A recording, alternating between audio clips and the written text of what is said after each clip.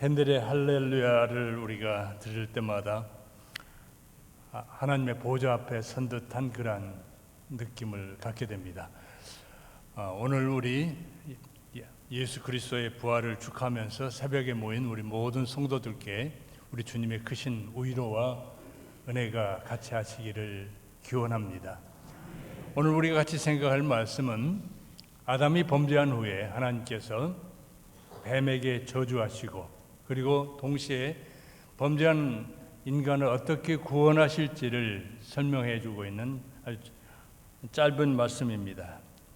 하나님은 뱀에게 이렇게 얘기합니다. 내가 너로 여자와 원수가 되게 하고 네 후손도 여자의 후손과 원수가 되게 하리니 여자의 후손은 내 머리를 상하게 할 것이요 너는 그의 발꿈치를 상하게 할 것이니라. 이 말씀을 통해서 하나님께서 우리에게 주시는 교훈은 몇 가지로 생각할 수 있습니다. 첫째는 이 사람과 마귀 사이를 원수로 맺게 하신 이가 누구인가? 하나님이라는 거죠. 우리 하나님께서 이 사람과 마귀의 사이를 원수로 맺게 했다. 둘째는 이 여인의 후손을 통해서 메시아가 올 것을 말씀하고 있습니다. 셋째로는 이 여자의 후손과 뱀 사이에 서로 이 적대 행위를 계속할 것을 우리에게 설명해 주고 있습니다. 다른 말로 한다면 사탄은 메시아의 발꿈치를 상하게 할 것이지만 메시아로 오실 그분이 사탄의 머리를 깨부술 것을 말씀하고 있습니다. 하나님은 이러한 약속을 하신 다음에 하나님께서 그 약속을 어떻게 실현할지를 우리에게 암시하는 일들을 하셨습니다. 그것은 뭐냐면 이 범죄한 아담을 위해서 양을 잡습니다. 그리고 그 양의 가죽옷을 가지고 수치 가운데 있는 아담과 하와를 덮어 주었습니다. 이것은 바로 어린 양으로 오실 예수 그리스도의 피로 성도들의 모든 죄와 수치를 덮어 주실 것을 암시하신 것입니다. 다른 말로 한다면 하나님께서는 어떻게 범죄한 인간들을 구원하실까? 이 구원 계획을 세우셨습니다. 이 하나님께서 이러한 구원 계획을 세우셨을 때 메시아를 보내셔서 범죄한 인간들을 구원하겠다는 그런 구원 계획을 세우셨을 때 약한 사탄, 이 원수 마귀는 어떠한 일을 했습니까? 첫째로 원수 마귀는 여인의 후손을 없애려고 구원 계획을 해방하고자 했습니다. 여인의 후손으로 메시아가 오실 것을 안 원수 마귀는 메시아가 오시는 것을 막기 위해서 부단한 수단과 방법을 가리지 않고 부단하게 노력을 합니다. 하나님께서는 이 메시아를 아브라함의 자손을 통해서 오실 것을 말씀하셨습니다. 아브라함을 갈대 우르에서 부르시면서 하나님께 말씀하시기를 땅의 모든 족속이 너로 인해서 복을 받을 것이다. 아브라함의 후손을 통해서 메시아가 올 것을 말씀하고 있는 것이죠. 이러한 약속은 이삭으로 이어지고 이러한 또 이삭에게 주어진 약속은 야곱에게 이어졌습니다. 야곱의 자손인 이스라엘 백성을 통해서 그 후손 가운데 어떤 한 아이를 통해서 메시아가 오실 것을 말씀하고 있는 것이죠. 이런 사실을 안 원수 마귀는 어떤 일을 합니까? 여인의 후손을 올 이 아이를 주기 위해서 수단과 방법을 가리지 않습니다. 이 원수 마귀가 사용했던 첫째 사람은 어떤 사람이냐? 바로를 생각할 수 있습니다. 바로는 이집트의 왕이었습니다. 그는 이스라엘 백성이 번성하자 산파들을 부릅니다. 그리고 남자거든 다 죽여라. 여자들은 살려주지만 남자들은 다 죽여라. 무슨 의미입니까? 이스라엘 자손 가운데 남자들을 없앰으로 말미암아 여인 후손으로 올 그 아이를 없애도록 한 것이죠. 그 위에 하만을 통해서 온 이스라엘 백성들을 죽이려고 했습니다. 그러나 하나님은 에스더를 통해서 이스라엘 백성들을 구원하십니다. 세월이 지나서 하나님께서는 이 다윗의 후손 가운데 메시아가 올 것을 말씀합니다. 이 다윗의 자손으로 메시아가 온다는 것을 안 이 사탄 마귀는 아달랴라는 여인을 이용을 하죠. 아달랴는 어떤 사람입니까? 유다 왕 요람의 아내였습니다. 그는 악한 왕이었던 이스라엘의 왕 아합의 딸이었습니다. 그는 유다 집의 왕국의 씨를 전멸함으로 말미암아 이 메시아의 오심을 막으려고 했습니다.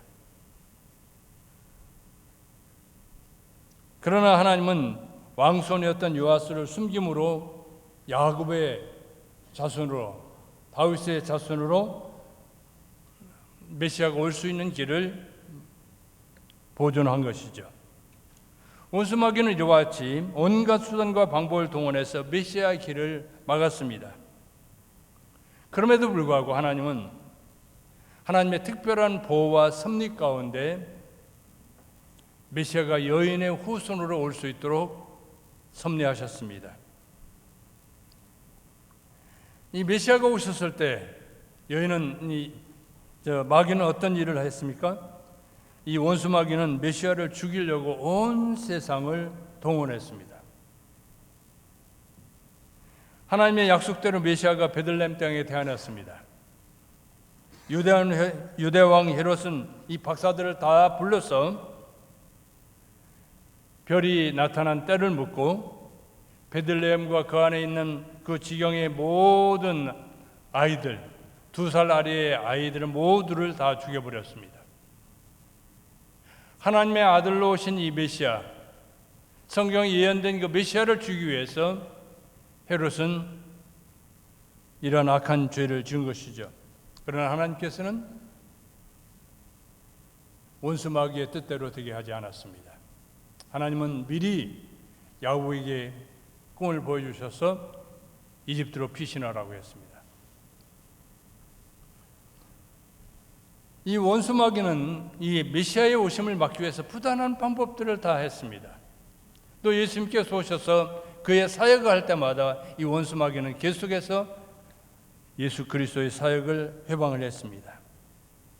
그는 광명한 천사처럼 울부짖는 사자처럼 예수 그리스도를 괴롭혔습니다. 예수님이 40일 동안 광야에서 기도할 때 그는 찾아와서 시험하고 죄로 유혹을 했습니다. 이 사탄 마귀는 많은 유대 종교 지도자들을 동원해서 예수 그리스도를 괴롭혔습니다. 대제사장들, 그리고 서기관들, 바리새인들, 유대 종교 지도자들을 이용해서 예수님께 대적을 했습니다. 이러한 그 사탄의 본격적인 공격은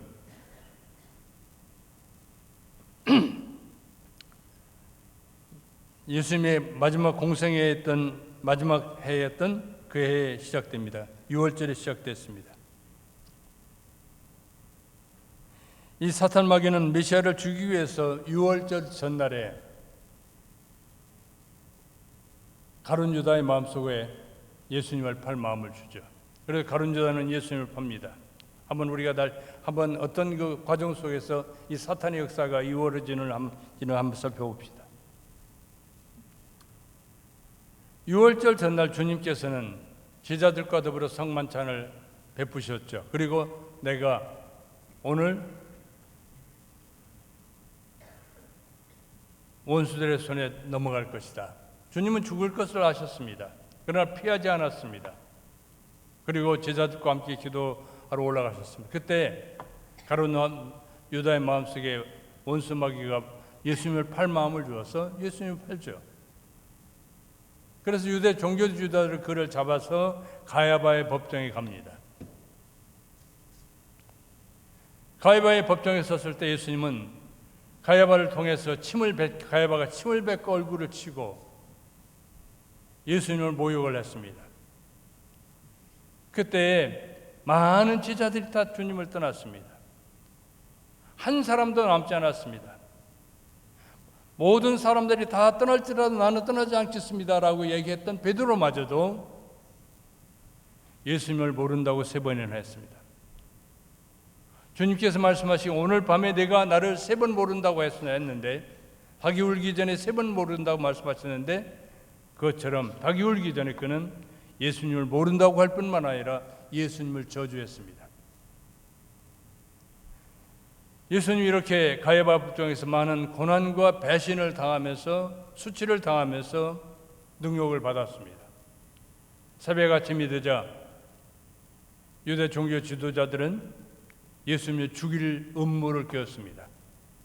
그를 죽이기 위해서 빌라도 법정으로 데려갔습니다. 6월절이 되면서 예수님께서는 빌라도 법정에서 많은 신문을 당합니다. 그러나 빌라도는 예수님에게서 죄를 찾지 못하죠. 그래서 그는 예수님에게 채찍질을 한 다음에 십자가에 내보냅니다. 자, 이런 모습을 봤을 때 사탄은 얼마나 기뻐했을까요? 사탄은 지금 모든 일들이 자기의 뜻대로 되는 것처럼 기뻐했을 겁니다. 그 후에 주님께서는 골고다로 끌려갑니다. 골고다에 가서 강도들이 달린 십자가에 함께 졌습니다. 저주의 십자가를 졌습니다. 십자가에서 두 손과 두 발에 못을 박혔습니다. 피가 물처럼 흘러내렸습니다. 예수님이 십자가에 섰을 때 수많은 사람들이 그를 향해서 저주합니다. 그들이 입술을 삐죽이고 머리를 흔들면서 예수님을 향해서 조롱합니다. 아하, 성전을 헐고 사흘에 짓는다고 말하던 사람, 저 사람인가? 저 사람이 과연 메시아라고 한다면 스스로 구원할 수 없는가?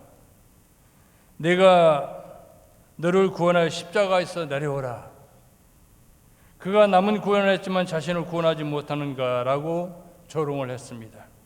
이처럼 예수님은 사람들의 비방거리가 되었고 조롱거리가 되었습니다.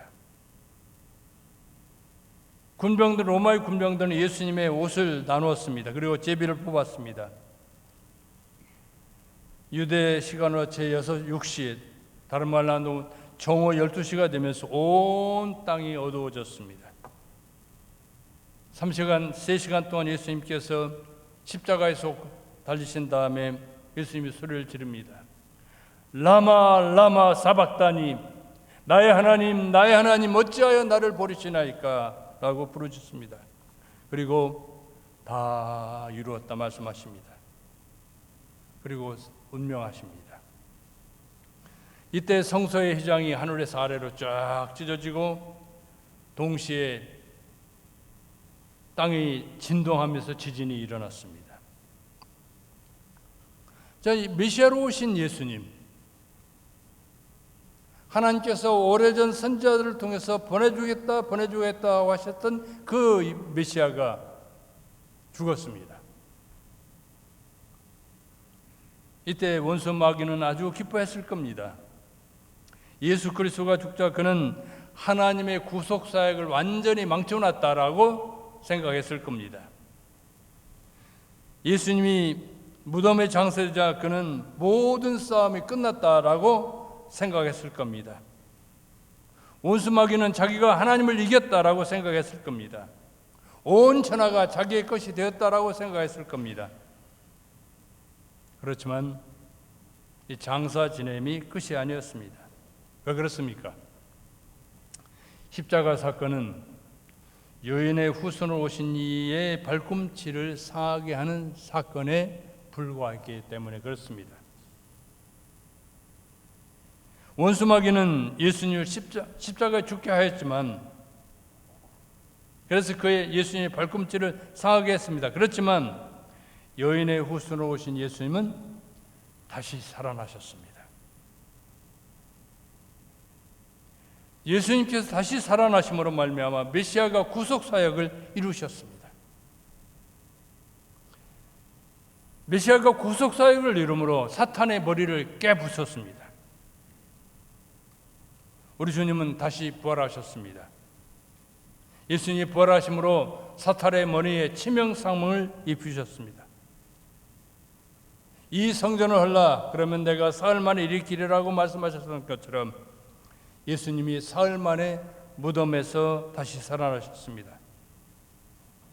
예수님이 죽음에서 다시 살아남으로 말미암아 사탄의 모든 도모가 허사로 끝났습니다. 사탄은 치명상을 입게 되었습니다. 예수님이 죽음을 이기심으로 말미암아 그리고 다시 살아나심으로 말미암아 십자가의 승자는 사탄이 아니라 하나님이셨습니다. 그렇습니다. 십자가의 승자는 하나님이셨습니다. 십자가의 사건은 원수 마귀의 뜻을 따라서 된 것이 아닙니다. 원수 마귀는 예수님을 괴롭히고 조롱하고 십자가에 못 박았습니다. 그렇지만 이렇게 된 것이 사탄의 뜻만이 아니었다는 것입니다. 오히려 죄인을 구속하려 하시는 하나님의 뜻이 거기에 있었습니다. 예수님의 십자가 사건은 하나님의 구원 계획을 이루는 수단이었습니다. 하나님께서는 우리 죄를 그에게 담당하도록 그를 십자가에 내어주신 것입니다. 예수님이 십자가에 달리기 전 700여 년 전에 이사야라는 선지자는 다가올 메시아의 고난을 보면서 이렇게 기록해 놓았습니다. 우리 성경을 같이 한번 보겠습니다. 이사야서 53장에 보면 1절에서 5절 말씀을 같이 보면서 예수 그리스도의 고난을 예수님이 오시기 전에 700년 전에 이사야는 어떻게 보았는지를 같이 보겠습니다. 우리가 전한 것을 누가 믿었느냐? 여호와의 팔이 누구에게 나타났느냐?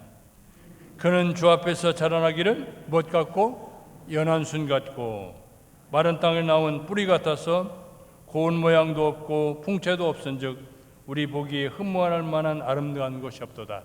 예수님의 모습을 이렇게 설명합니다. 그는 3절 같이 봅시다. 멸시를 받아 사람들에게 버림을 받았으며 간고를 많이 겪었으며 질고를 아는 자라. 마치 사람들이 그에게 얼굴을 가리는 것 같이 멸시를 당하였고 우리도 그를 기히 여기지 아니하였도다.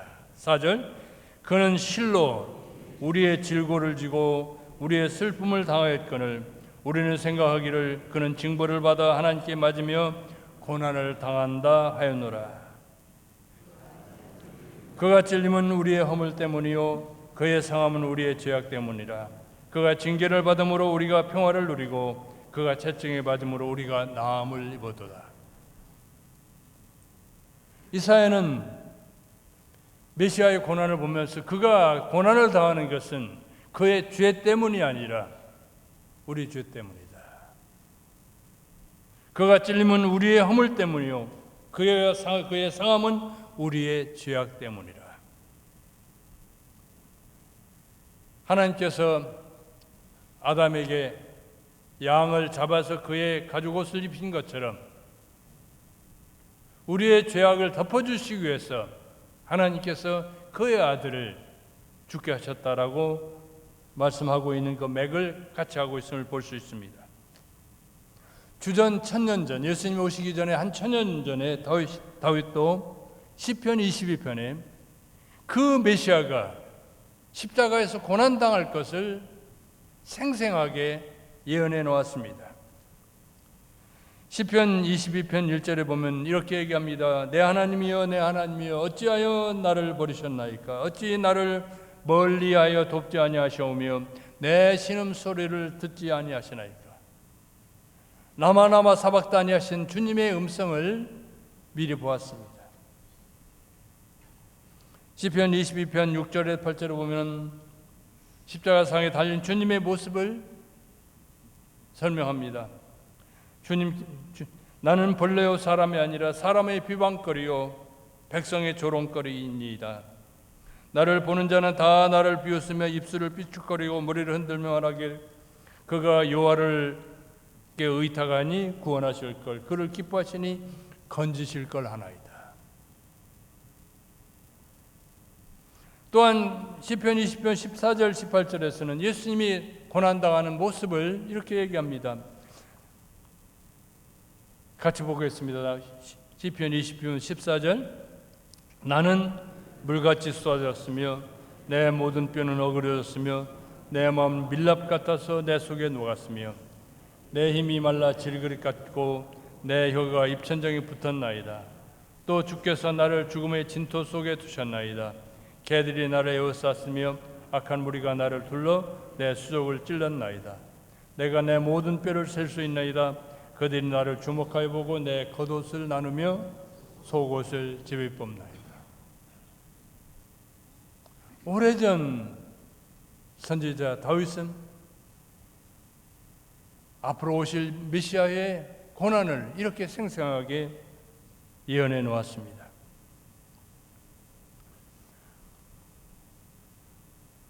이처럼 메시아의 고난은 우리 죄를 용서하기 위한 하나님의 준비였습니다. 그 예언대로 메시아신 예수님께서 오셔서 고난을 겪으셨습니다. 그래서 마태나 마가, 누가나 요한은 이 십자가 사건이 바로 성경대로 이루어졌다고 말씀합니다. 그렇습니다. 예수 그리스도는 성경대로 고난을 당하셨습니다. 예수 그리스도는 성경대로 우리 죄를 위해서 죽으셨습니다.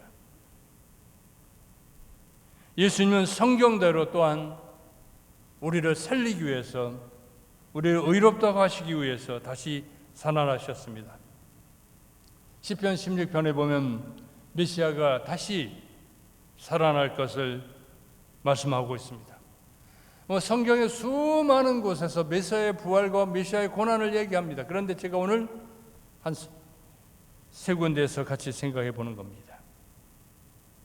시편 16편 8절에 11절에는 다윗이 이렇게 얘기했습니다. 내가 여호와를 항상 내 앞에 모심이여 그가 나의 오른쪽에 계심으로 내가 흔들리지 아니하리로다. 이러므로 나의 마음이 기쁘고 나의 영도 즐거워하며 내 육체도 안전히 살리니 이는 주께서 내 영혼을 수월에 버리지 아니하시며 무덤에 버리지 않는다 말이죠. 주의 거룩한 자를 멸망시키지 않을 것임이라.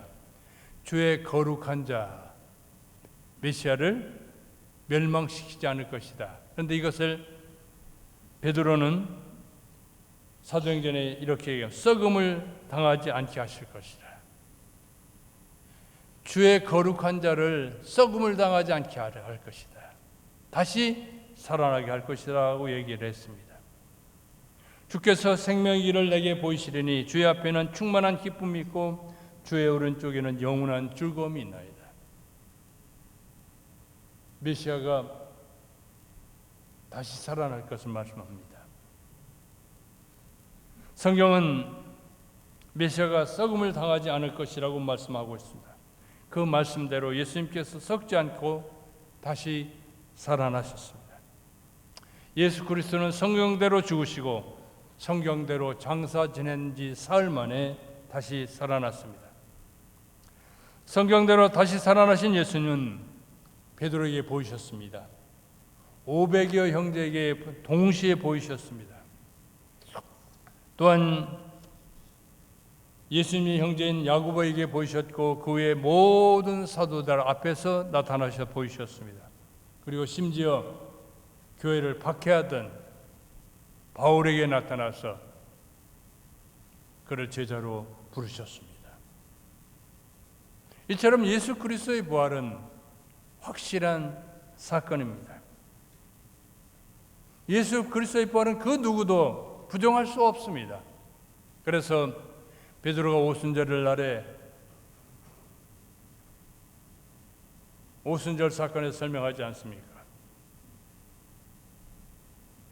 당신들이 죽인 그 메시아가 바로 그 사람이 바로 메시아라고 외칠 때 그 얘기를 들었던 사람들이 어찌할꼬 우리가 어찌할꼬 우리가 그 메시아를 죽였다라고 애통해 하지 않았습니까? 그리고 그들이 3,000명이나 회개하고 예수님의 제자가 되지 않았습니까? 만약 예수 그리스도가 다시 살아나지 않았다고 한다면 거기에 있던 사람들이 베드로의 설교를 듣고 난리를 쳤을 겁니다. 그러나 그들이 회개하고 돌아선 것이 무엇을 얘기합니까? 예수님이 다시 살아나신 겁니다. 그래서 그들에 의해서 예루살렘 교회가 세워질 수 있었습니다. 이처럼 예수 그리스도의 부활은 역사적 사실입니다. 원수마귀는 여인의 후손으로 오신 예수 그리스도를 무덤에 던졌습니다. 그러나 우리 주님은 죽음을 이기시고 다시 살아나셨습니다. 그리고 하늘나라 올라가셔서 하나님 보좌 우편에 앉아 계십니다. 이처럼 십자가 사건은 하나님의 전적인 승리였습니다. 자, 그러면 이런 십자가 사건을 결과 어떤 일들이 일어났습니까? 첫째로는 이 사탄의 머리를 깨고 하나님의 구속 계획이 성취되었습니다. 예수 그리스도가 고난을 받고 다시 살아나심으로 하나님의 구원 계획이 완전히 이루어졌습니다. 하나님이 벌거벗은 아담과 하와에게 가죽옷을 입히셨던 것처럼 유월절 어린 양으로 오신 주님께서 십자가에 피를 흘리심으로 말미암아 우리 모든 사람들의 죄를 주님이 씻어주셨습니다. 그뿐 아닙니다. 예수 그리스도께서 다시 살아남으로 말미암아 흠없고 순전한 예수 그리스도의 의를 우리의 의로 삼을 수 있게 해주셨습니다. 그래서 바울은 로마서 4장 25절에 이렇게 말씀합니다. 같이 볼까요? 같이 읽습니다. 예수는 우리 범죄함 때문에 내줌이 되고 또한 우리를 의롭다 하시기 위해서 살아나셨느니라. 그렇습니다. 십자가 사건은 우리 죄를 위해서 주님께서 이루신 일입니다. 십자가 사건은 우리를 의롭다 하시기 위해서 주께서 다시 살아나신 사건입니다. 둘째로 이 십자가 사건을 통해서 우리는 어떤 이익을 얻을 수 있습니까? 이 십자가 사건을 통해서 우리가 배우게 되는 것은 우리도 다시 살아날 수 있다는 소망을 얻는 거죠. 왜냐하면 예수님이 부활하신 것처럼 우리도 부활할 것이기 때문에 그렇습니다. 예수 그리스도는 부활의 첫 열매이십니다. 첫 열매가 있으면 다음 열매도 반드시 있습니다. 그래서 바울은 이렇게 말합니다. 고린도전서 15장 20절에 그러나 이제 그리스도께서 죽은 자 가운데 다시 살아나사 잠자는 자들의 첫 열매가 되셨도다. 사망이 한 사람으로 말미암았으니 죽은 자의 부활도 한 사람으로 말미암도다. 아담 안에서 모든 사람이 죽은 것 같이 그리스도 안에서 모든 사람이 삶을 얻으리라. 아멘. 자, 그러면 우리는 어떻게 살아야 할까요? 예수님께 십자가 사건을 통해서 우리 죄를 다 용서해 주셨습니다. 예수님께서 다시 살아나심으로 말미암아 우리에게 부활의 소망을 확실히 주셨습니다. 자, 그렇다면 우리는 어떻게 살아야 할까요? 주님이 십자가에서 원수 마귀의 머리를 깬 것처럼 우리도 원수 마귀와 싸워서 승리해야 될 줄 믿습니다. 우리 주님처럼 사탄과 싸워 승리하기 위해서 하나님이 우리를 위해서 마련하신 이 구원 계획을 반드시 믿어야 합니다. 하나님이 우리에게 주신 구원의 계획이 무엇입니까? 하나님이 우리 죄를 위해서 메시아를 보내주시겠다는 것. 메시아가 바로 예수님이라는 것. 예수님이 유월절 어린 양으로 오셔서 우리 죄를 대신해서 십자가에서 돌아가셨다는 것. 그리고 무덤에서 다시 살아나셨고 부활해서 승천해서 하나님 우편에 계시다는 이 사실을 우리는 믿어야 될 줄 믿습니다. 이 믿음으로 우리는 사탄의 계획들을 회파할 수 있는 줄 믿습니다. 아울러 우리 주님이 원수 마귀와 타협하지 않고 싸우신 것처럼 우리는 원수 마귀와 싸워야 됩니다. 비록 원수 마귀가 광명한 천사처럼 우는 사자처럼 삼킬 자를 두루찾지만 우리는 마귀와 타협하지 않고 싸워야 합니다. 원수 마귀가 우리로 죄로 살살 유혹할 때 우리는 그것을 이겨야 됩니다. 그리고 원수 마귀를 이기신 예수님, 우리의 대장 예수를 의지하고 그만 자랑하면서 그의 가르침을 따르면서 살아야 될 줄 믿습니다. 우리의 싸움은 승리가 보장된 싸움입니다. 왜 그렇습니까? 우리의 대장 예수님이 사탄의 머리를 깨버렸어요.